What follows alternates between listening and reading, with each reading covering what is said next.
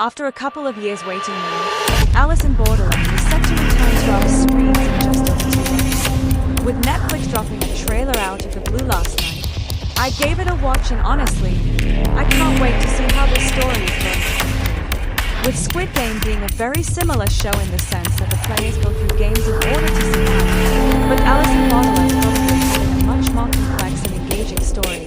I'm hoping that the ending is going to go out with a real one.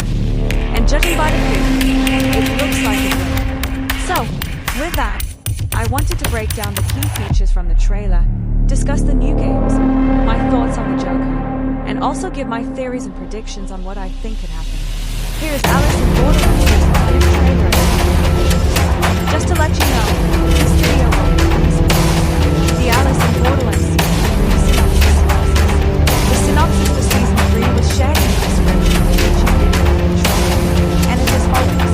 In the previous season, Arisu and Usagi played all of the games of the They've since gotten married and established a happy life. Their memories of the Borderland but they see glimpses of it in these conversations. One day, Usagi, led by afterlife researcher Ruji, suddenly vanishes. At the same time as Usagi's disappearance, Banda hands Arisu the final card, the Joker. The uncharted journey led by the mysterious Joker card is about to unfold. Now, this is some serious stuff, and it's led me to theorize about 2 different directions that the show could go. The first is that Arisu and Usagi weren't actually sent back to the real world. It just mirrored it, and they were made to believe that they were there, and they instead awoke inside a different layer of the Borderland, which is the Joker card. Jokers are known to be tricksters, and the harshest trick of them all would be allowing them to believe that they awoke in the real world. But the small glimpses of being trapped in the games would be the hint to the fact that they are actually still there, meaning that they'd have to complete the game in order to return to the real world. Or the second version could be that they did actually return to the real world. They fell in love and got married, and then another accident could happen, which could mean that Usagi was left in a critical condition, and it could mean that she ended up back inside purgatory.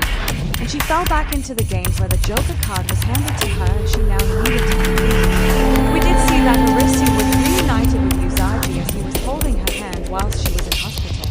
So I think he'll find her, and from there he'll then make his decision on what to do. This is then where I feel like Arisu might well go to a doctor and get put into some kind of state where he's both alive and dead at the same time. And that will allow him to go back to the Borderland, and he may participate in the game and help to save the world. We saw the sheer amount of hair that he had throughout the entirety of the show, but we saw it the most in season 2. So, this is a route that I actually think. The both of them ended back in their often tragic circumstances. There was a line of dialogue in the trailer which was spoken. Human emotions are invisible. Hug on them, they always receive. I think this is reflective about how Arisu is having these dreams and hallucinations in reality. Even though his memory was wiped, the way that he felt and the things that he experienced are still coming back to him. So I think with him potentially leaning into what he was experiencing and trying to remember that it could jolt his memory and make it all come back to him.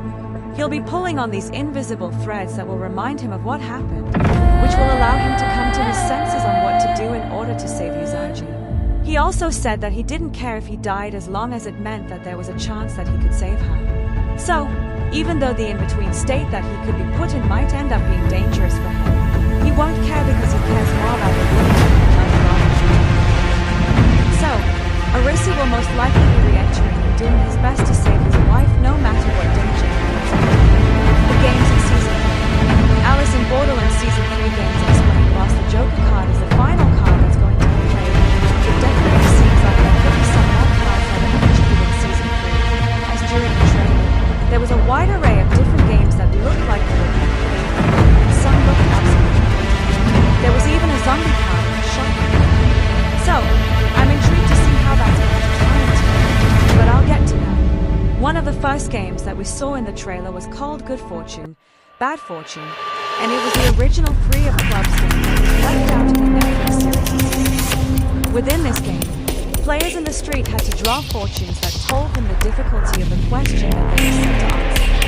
If a player didn't get the answer to the question right, then a flaming arrow would be fired towards them from afar. The aim of the game is to essentially find the right way to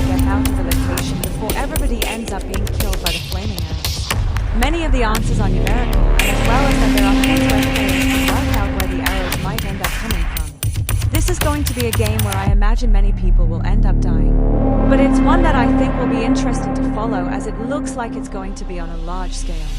It also looks like it's going to be another spades card, one that's focused on physical strategy. This is the game that seemed to incorporate the laser that the player set to try and avoid the jumper, and that one doesn't look like it will easy to overcome. This is one that genuinely looks so difficult, but I'm going to guess that there's going to be a timer there and they'll have to avoid the lasers for safety. There was a scene where it looked like the wrist was being killed due to laser, but the visuals in this scene are deliberately blurred, which makes me think that this is something in the dream or trick is playing. The games are never usually straightforward, but in this final season, with the Joker being present and at the heart of it, I feel like there are going to be more twists and turns. When it comes to the zombie card and the shotgun card that we saw in the trailer, I think this clever symbolizes a game which could be similar to the Alien Invasion, where players learn to survive. Maybe in the show they switched it up and use zombies instead. This could be the game where we see a load of people running around and see them like or it could almost be for example, maybe finding these cards in a zombie card transform into and that's what we see in this game. Potential immunity. Could it be that a player has the ability to bring somebody back from the dead after they've died, but they return in a different form? A shotgun is relatively easy to explain, as maybe that could just spawn in and you get it. So, the introduction of these cards is something that I'm excited to see because it could change things up completely. One other game that we saw being present in the trailer was one with 4 different colored dice. I tried to find a Japanese game that had different colored dice and used 4, but there wasn't anything that I could truly find. The closest Japanese dice game that I could find was Chohan, which was centered around players guessing if the dice would be odd or even. Cho and Hen. So, I wonder if this could be a modern take on that. Who is the Joker? Explain the Joker. The Joker is a character that's being teased to us now. And throughout the trailer, there are many different people that it could be. However, it seems like it could potentially be this person that appeared a countless amount of times, and also towards the end when it seemed like Arisu had made it to the end of the road and was standing face to face with the decision maker. The Joker is an